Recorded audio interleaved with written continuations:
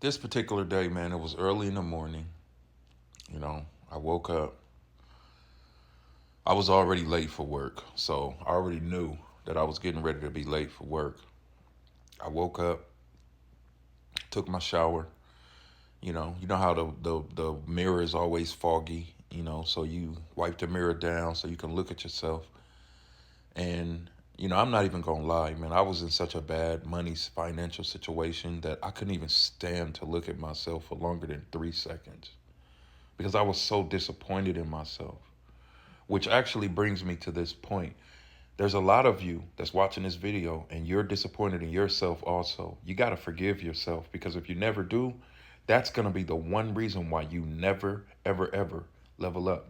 You can't receive love. You can't receive respect. You can't receive nothing that you're not giving yourself. So, just side note. But, so I'm in the mirror, and I'm kind of looking in the mirror at myself, and then I turn quickly. And then I look in the mirror again at myself in my eyes, and then I turn quickly. I had no clue that I was really just upset at myself. I had failed over and over. I tried so many things. I had worked random jobs. I got laid off a couple times, fired a couple times. I mean, it was obvious at this point that the job life just wasn't for me, right? But this particular day, as I'm getting ready for work, I'm looking in the mirror and all I can do is think about my money situation. That was the highlight of every day, man. I would spend hours upon hours just thinking about my situation. What could I do to change it? What could I do to change it? This particular day, though, I remember looking in the mirror and I looked at myself uttering the words, is this how life is supposed to be for me and my family? Is this it?